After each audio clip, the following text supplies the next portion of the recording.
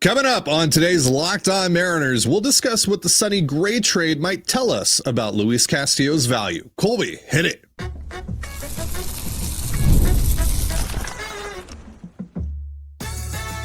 You are Locked On Mariners, your daily Seattle Mariners podcast. Part of the Locked On Podcast Network, your team every day.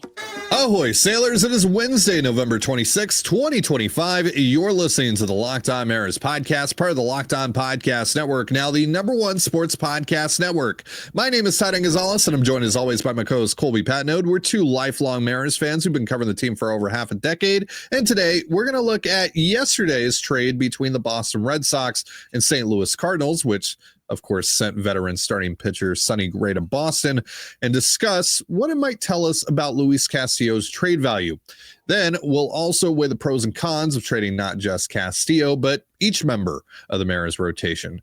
Before we do, though, I want to shout out our title sponsor today, FanDuel. Right now, new customers can bet just $5, and if your bet wins, you'll get $300 in bonus bets to use across the app. Download the FanDuel app today. So Sonny Gray has been shipped off to Boston, due $35 million in 2026, and also has a $5 million buyout in 2027 on a $30 million mutual option. So that's $40 million guaranteed for a very good starting pitcher, but not an elite starting pitcher. No. The Cardinals, however, sent the Red Sox $20 million in cash. And for that, they got a pretty decent return here. You got Brandon Clark, left-handed pitcher, who's getting some top 100 buzz going into 2026, and Richard Fitz, who could pitch in the big leagues tomorrow. Yeah. So pretty good return, again, for a guy that, last week when we were doing our NL Central trade preview, I saw his salary and I was like, whoa, that's a lot of money. And I think this is the closest deal we'll see all winter that will inform us maybe of what Luis Castillo's value might be. Now, it's not a perfect one-for-one comp because obviously, like, Castillo in 2026 is only making $24.1 million, and the Mariners could obviously chip in some money there and make him even less expensive than Gray is going to be for Boston. But his guarantees throughout the rest of his contract are greater than Sonny Gray's guarantees. It's about $48 million in guarantees for Castillo. Plus, there's also the whole vesting option thing for 2028 as well. And also, like, if you want to go by F4, Castillo has been worse than Gray the last couple of years.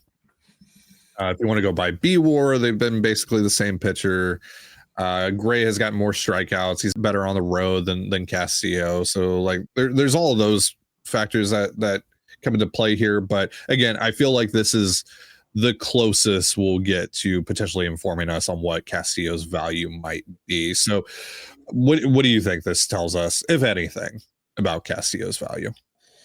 Yeah, it's tough to say because Gray is the better pitcher, but it's not a significant difference between him and Castillo. It's just really not in terms of the actual on-field value they provide.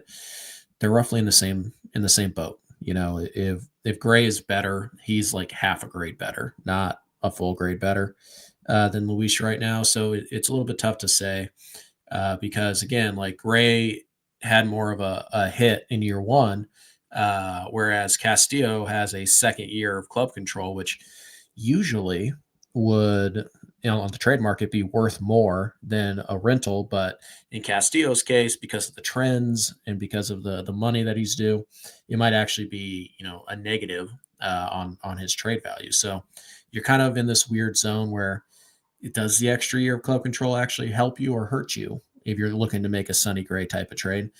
Because, again, you could also eat enough money to make Luis Castillo, and honestly, you don't have to eat all that much money to make Luis Castillo cheaper than Sonny Gray. And Sonny Gray, again, and Luis Castillo are near the same tier. So it really is an interesting, conversation to have. I don't know how much this tells us, just because, the splits is a big thing. The home road splits for Luis is a big thing that doesn't really exist with Sonny Gray. But I think if you're Mariners and you're looking at this trade, you're going, okay, well, that's what we want. because we want somebody who is, like a legitimate asset. And then we want a guy that we can plug into our rotation to replace Castillo right away. And obviously, a guy like Fitz probably not going to be as good as Luis this year, but he's at least major league ready and he's better than Logan Evans. So yeah, the Cardinals don't really have to worry about that all that much because they're rebuilding and they're okay having a true number 5 starter being their number 3 guy because they don't care. It's not about wins and losses for them this year.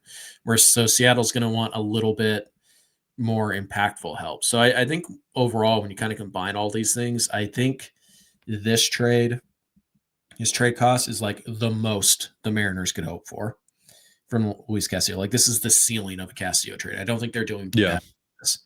I don't know if they can do as good as this, but it is, honestly, I don't know if it's all that much different than the trade we came up with in our offseason plan, because Birdsong and Fitz are kind of similar in terms of like where they're at big league wise, and they got big league seasoning. They both had a little bit of big league success, but ultimately they haven't stuck yet. The big difference here is the prospect quality that they got. So Yeah. I don't know. It's tough to say again because of the home road splits. Boston is also a team that in theory would have had interest in Luis Castillo that no longer would. So the market might have shrunk a little bit. But then again, also one of the pitchers that might be traded this winter is now off the market as well. So it's a little tough to say. It's a little tough to nail down. I would say ultimately this trade tells us what the ceiling of any Luis Castillo is. And I think that's about it. Like if you thought you could get more for Luis than what the Red Sox got for Sonny Gray, you're disappointed by this return. But I think this is the ceiling. And I think if they were to trade Luis, they would be lucky to get something, I don't know, 80% of this, maybe something like that. Yeah. So yeah, I don't know if it tells us a ton, but it does give us some idea to shoot for.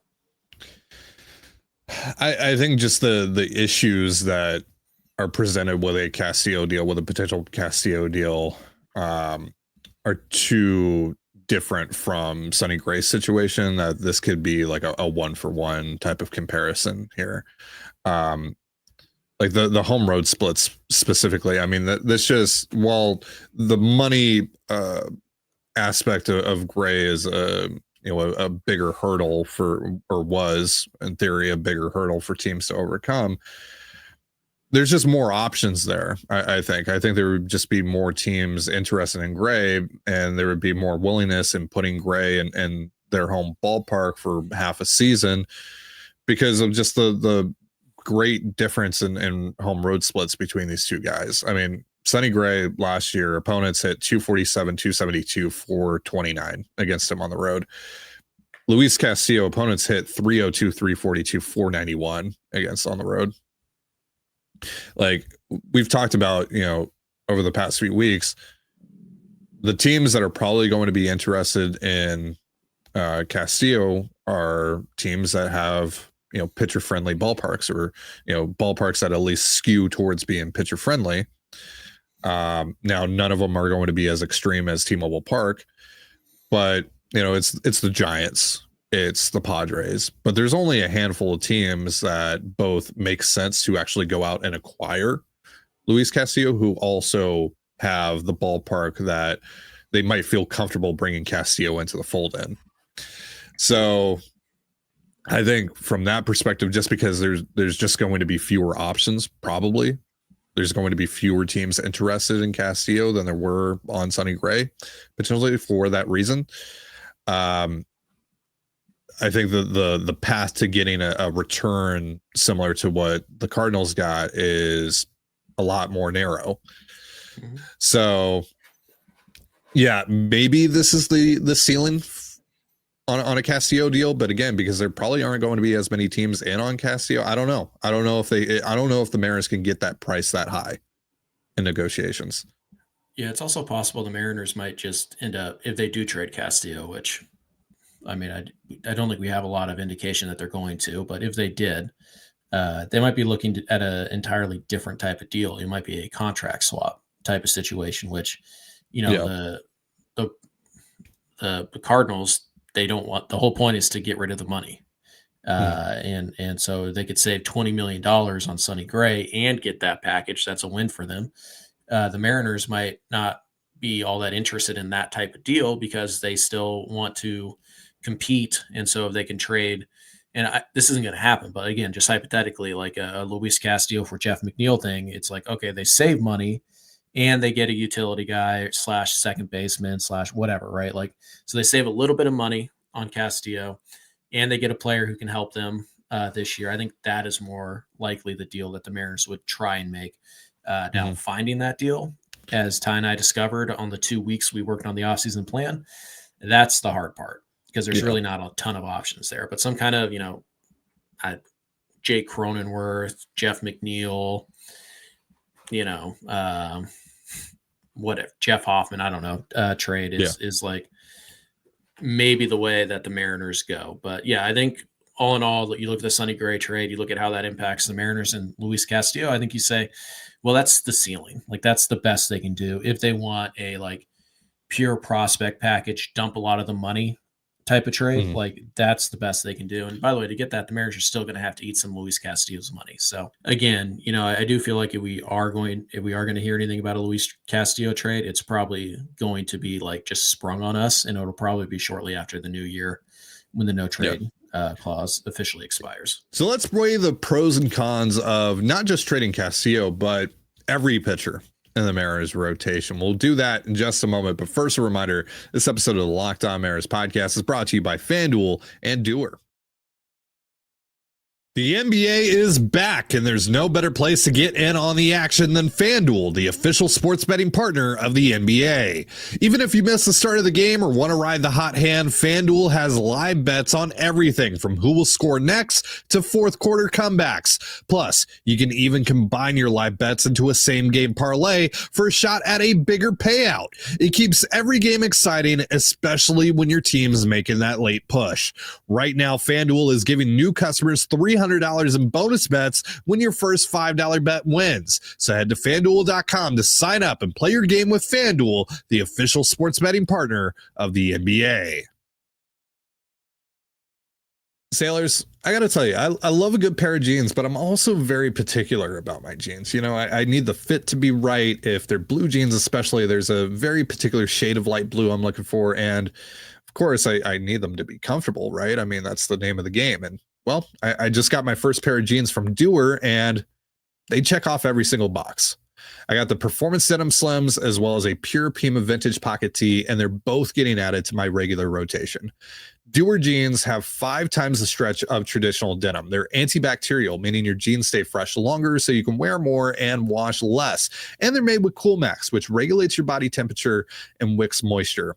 And Doer combines classic jeans wear with the kind of comfort and performance you get from athletic wear. So it's the best of both worlds. And Doer are pioneers of blending technical innovation with everyday clothing. They invented the original performance denim. So simply put, Doer makes the world's most comfortable pants without having to sacrifice style. Trust me, once you try these, they'll be your go-to. Get a pair for yourself or as an amazing holiday gift. Go now to shopdoer.com/lockedonseattle. You'll get 15% off your first order. That's shop DUER.com/lockedonseattle for 15% off. Shopdoer.com/lockedonseattle. And you're listening to the Locked On Mariners podcast, part of the Locked On Podcast Network, your team every day. Thank you so much for making us your first listen. And also thank you for making Locked On the #1 sports podcast network. A quick programming note for tomorrow for Thanksgiving. We're going to be taking the day off unless the Mariners decide to do something. They did trade for Gene Segura and Mitch Haniger the night before Thanksgiving. So maybe if something like that happens either tonight or tomorrow, we'll do another show. But if not, we'll be back on Friday for probably Fan Fiction Friday. So keep an eye out for that. All right. So we just talked about, what the Sonny Gray trade might say about Luis Castillo's market. Now let's just talk about trading Castillo and trading any of these other pitchers in the Mariners rotation, and just what the pros and cons would be of doing that. So let's start with Castillo. The pros and cons should be obvious because we've talked about them already so much over the last few weeks. We talked about them a lot last year as well. But to you, what are the clear pros and cons of trading Luis Castillo? The pro the pro might be that you get out from some of this contract and you have more money to spend than you currently do. Yeah. That's really the pro. It would also possibly clear up an opening in your rotation for 2027 when we are anticipating Cade Anderson, Durangelo Sanger, maybe Ryan Sloan to be ready to compete for that opening. So those are kind of the pros. The con is that you don't have the Luis Castillo replacement ready in-house.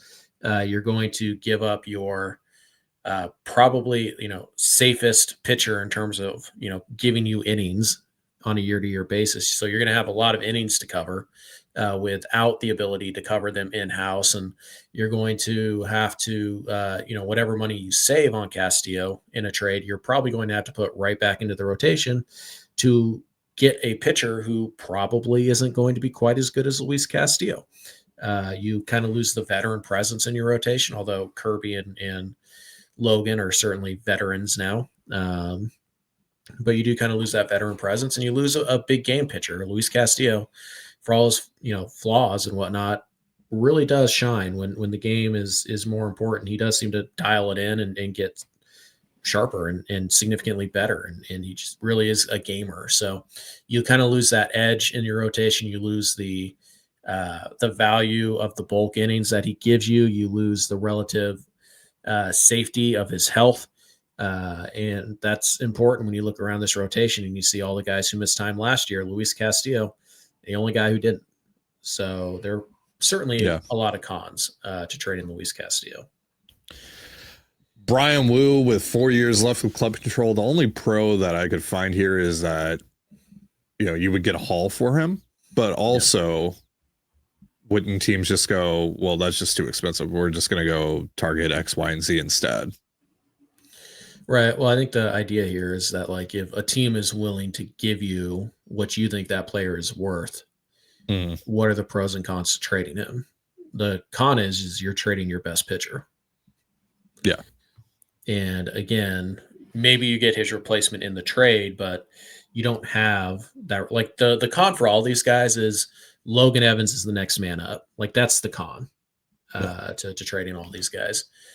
So that's just a blanket statement there. But the pro is that Woo gets you the most, I think. He would be the guy. And also, the pro is that Bryan Woo is probably the one with the longest injury history of any of these guys. So that could be a way, you sidestep it before all the wear and tear of pitching over the next 4 years hits him. And then you have to decide, do we sign him to an extension or not? But I think the pro for Woo is that he would net you the most, because the price for Bryan Woo, who just finished 5th in Cy Young voting, who has gotten kind of better every year he's been in the big leagues, and we don't even know if he's reached his ceiling yet. He doesn't walk guys. He misses enough bats. He basically dominates with 2 pitches, and he's shown a real knack for finding that slider at times. And if you can get that more consistent, you might have a legit number 1 on your hands. So the pro is that he nets you the most. The con is the depth aspect of it, and B, you might honestly be selling a little low on him, because the difference between 3 years of Bryan Woo and 4 years of Bryan Woo on the trade market, it's really probably not going to be that significant.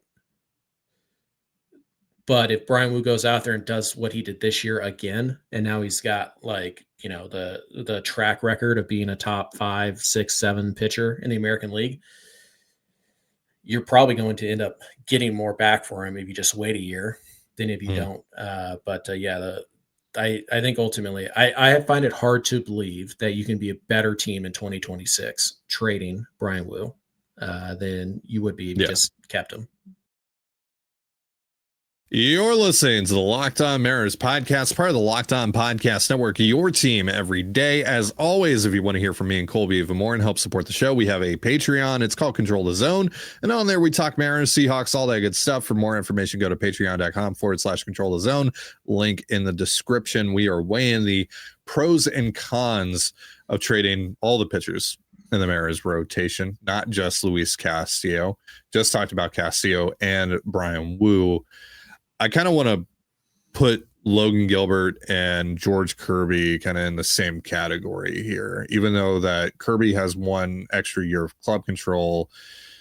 I feel like the cons are basically the same of trading both of these guys, that you're probably selling low on either of them coming off of the years that they're coming off of. Now, Kirby really started to lock in there in the second half of the year and the postseason. For the most part, he had a pretty good postseason, but obviously started the year hurt and just had a down year statistically. And then obviously we know the deal with Logan, the elbow thing, just not being able to get through starts that efficiently, really struggling to put guys away in a timely manner, all that. Then had a very poor ALCS on top of that as well. So I just feel like you're selling low on both of those guys, that it just really doesn't make sense to trade either one of those guys this winter. Yeah. I think the thing with Logan, though, is that like this is your last chance to get something significant for him, because once he becomes a rental, a 1-year rental, that's going to like the biggest gap in terms of trade value is going from 2 years of club control to 1 year. There's a steep gap, because look at what, Corbin Burns for 1 year got. He got a couple, a former back of the top 100 prospect who didn't really find his footing with the Orioles, and he got a back end of the top 100 prospect in Joey Ortiz, who's really a defense first guy, and they got a draft pick. Well, Logan isn't as good as Corbin Burns right now. I mean, could he have a year where he becomes like the Corbin Burns level of pitcher in 2026? Sure, but that's probably the ceiling of what you're getting. Whereas if you trade him right now, even coming off of the year that he is, you're probably going to get more than that. So the pro is that like this is your last shot to really, cash in on Logan Gilbert as a club-controlled, young, top of the rotation starter. Because after this year, you can still trade him, but you're just going to get significantly less. If you're going to trade a star, you want to do it with 2 years left, not 3 or not 1. So honestly, that might be the pro to trading Logan. I think one of the cons to trading Logan is obviously that, well, it's just me personally, I don't know this for sure. It does feel like Logan is significantly more likely to sign an extension here than George Kirby. And I don't think you want to be in a position where you're trading both of these guys in back-to-back years because you couldn't get an extension done. So yeah, I think that's probably it. And I think Logan has the highest ceiling of anybody in the rotation as well. So I think, the whole you're selling low on him. Yeah, I just think maybe, but it's, again, he has 2 years of club control left, which is why, by the way, when we talk about George Kirby, I think it makes sense to wait on Kirby, not trade him this year, because if he bounces back and he has a pretty good year, or even if he has a breakout year, which would be nice. George has kind of plateaued a little bit recently. If he has a breakout year, well, then I have 2 years left of that guy. I can still cash in on his dominance, and I'm not selling low on him. So I think the con is that you would be selling low on Kirby without a reason to. And I don't know if there really is a pro to trading George Kirby, because I think you'd still get a good haul for him, but you're not going to get, what you would have gotten if Kirby had come out and had a better year. And you're probably not going to get significantly less than if you just wait a year, hope Kirby breaks out or stays healthy this year. And you get probably more than you would even with less club control, because he's broken out and he's proven it and he's coming off of a good year. So I actually think the argument for trading Logan is that this is probably the most you're going to get for him if you ever trade him. The argument against trading Kirby is that, well, if you wait a year, you'll probably get more. So it's kind of a weird thing where it's like the club control matters here. And also I think, the pro to trading Kirby in general is that I think Kirby is the least likely of these four to sign an extension. And again, that's guessing on my end. But I do think I have found that to be fairly consensus. Like the idea that, hey, which one of these guys is the least likely to sign an extension with the Mariners?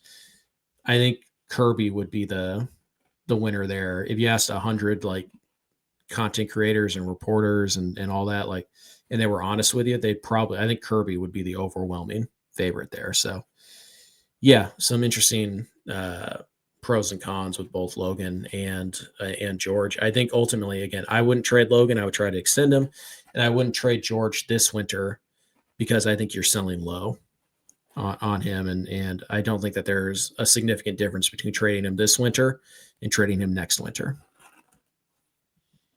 I guess we could also package Bryce Miller into this conversation, into that same conversation, because is there a pro of trading Bryce Miller coming off the year that he's coming off of?